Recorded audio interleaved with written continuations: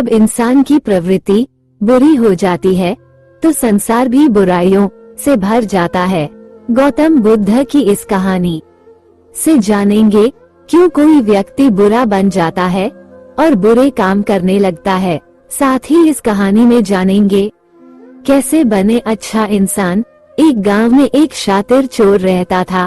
पूरा गांव उस चोर के बारे में जानता था, लेकिन इसके बावजूद भी कोई उसे पकड़ नहीं पाया।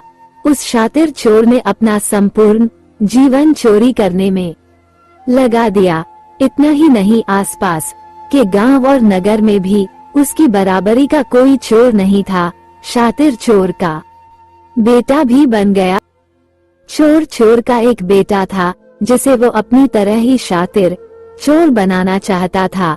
इसलिए वो अपने बेटे से हमेशा कहता था कि कभी किसी साधु या सन्यासी के उपदेश को मत सुनना। यदि कोई कुछ कहे भी तो अपने कान बंद कर वहाँ से भाग जाना। बचपन से ही उसका बेटा अपने पिता से इन्हीं बातों को सुनता आ रहा था, जिस कारण ये बातें उसके मन में बैठ गई थी। ऐसे में बड़े होकर बेटा भी अपने पिता की तरह शातिर चोर बन गया। एक दिन उसे बड़ा लालच आया और वो राजा के महल में चोरी करने के उद्देश्य से जाने लगा। तभी रास्ते में लोगों भीड़ नजर आई। चोर ने देखा कि लोग एक सन्यासी के चरणों में गिरकर उनका आशीर्वाद ले रहे हैं। वो सन्यासी गौतम बुद्ध थे। चोर साधु सन्यासी से दूर रहता था क्योंकि उसे अपने पिता से यही सीख थी, लेकिन भगवान बुद्ध को देख वो उनकी ओर आकर्षित हो गया। इसका कारण ये है कि पहली बार उसे किसी तेजस्वी व्यक्ति के दर्शन हुए थे। अचानक उसे पिता की बात याद आ जाती है कि साधु सन्यासियों से दूर रहना चाहिए।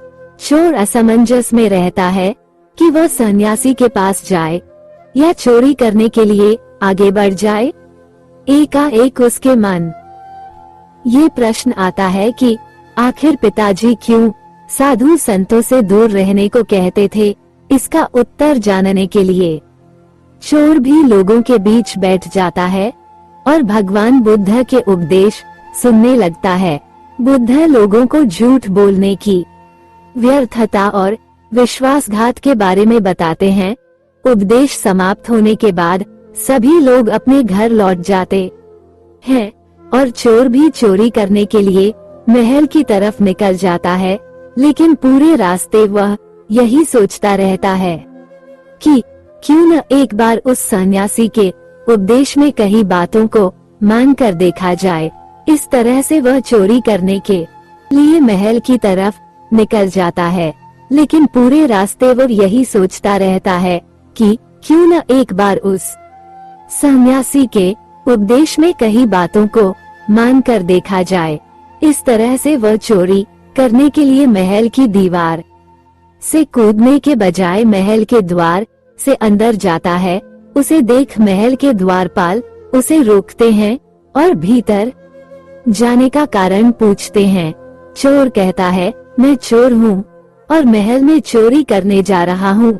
द्वारपाल उसकी बातें सुनकर हंसने लगते हैं और कहते हैं, जरूर यह महल का सेवक या नौकर होगा और हमसे मजाक कर रहा है।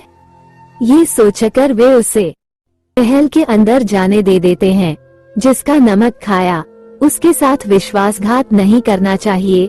महल जाने के बाद चोर खजाना रखे तिजोरी के पास पहुंच जाता है और तिजोरी को तोड़कर धन और आभूषण को पोटली में भरकर भागने लगता है।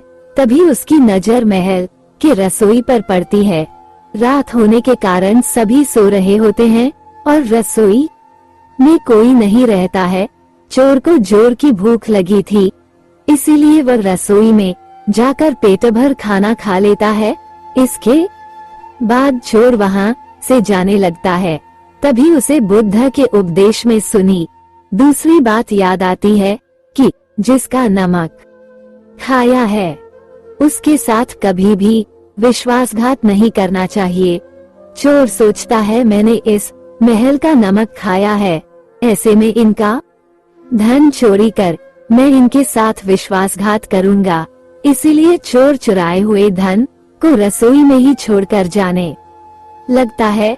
महल के एक व्यक्ति की नजर चोर पर पड़ जाती है और वो शोर मचा देता है, जिससे महल के लोग चोर को पकड़ लेते हैं और राजा के पास ले जाते हैं। राजा चोर से पूछता है कि जब तुमने चोरी कर ली थी तो फिर इसे छोड़कर क्यों जा रहे थे?